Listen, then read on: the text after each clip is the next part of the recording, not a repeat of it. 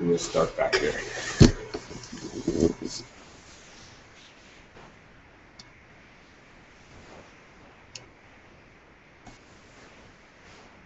Close this.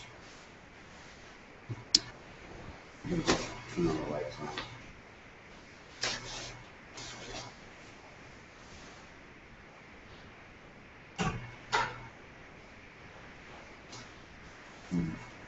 Yeah. That's a bit better. You can't really see that side. Oh yeah, you can see right over the peak. It's pretty cool. Yeah.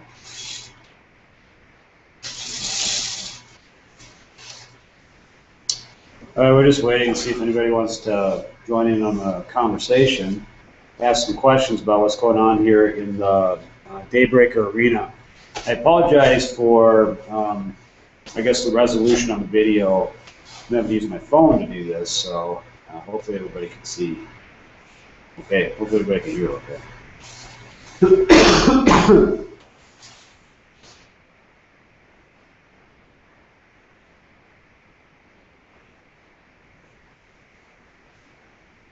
You can see, I don't know how well it's showing up, we've had a front come through. So it's sprinkling a little bit right now, but the temperature's dropping outside. So it's going to be a pretty interesting night. I don't think it'll be too terrible though. It's just being wet. It's not really, difficult's not the right word, but it's just not fun. Nobody likes to have to be wet if they don't have to be.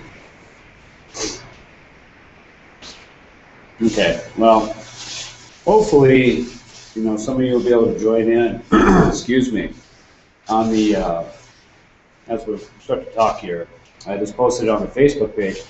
Kind of what I'm trying to do here is to involve everybody. So you have friends and family members, loved ones that are going through the Daybreaker arena or our survival trials.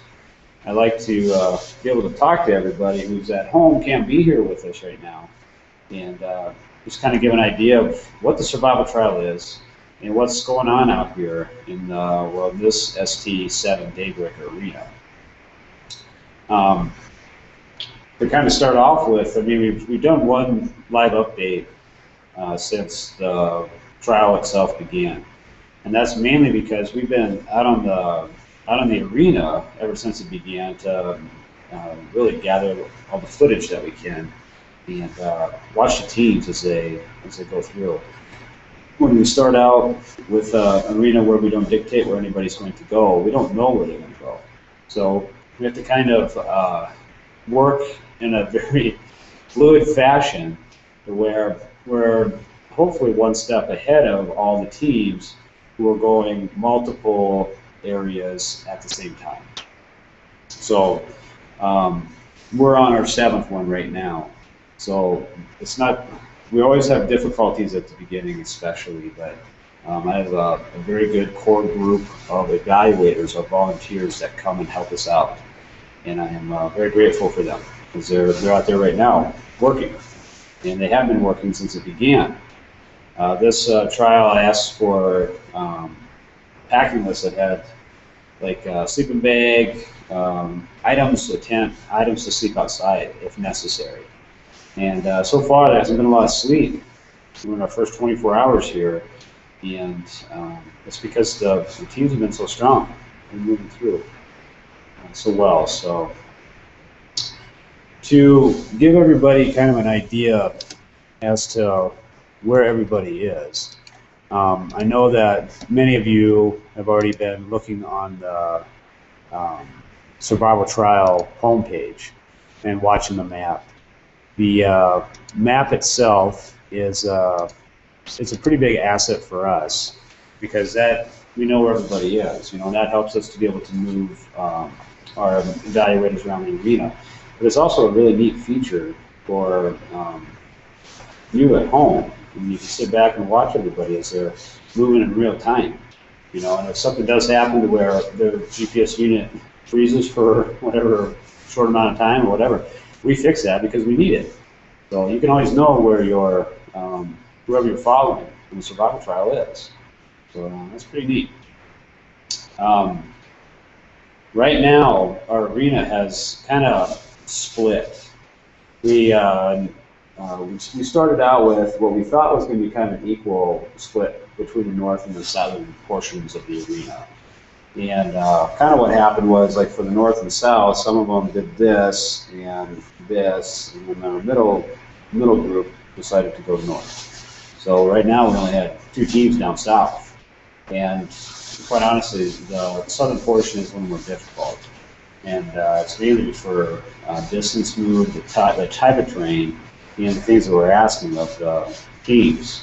I haven't looked at my map. I just tried to pull it up, but I couldn't do it. But we have a team, Kafaru, who's our STVII last September, the Sundowner winners, and they've been extremely consistent moving through our arena.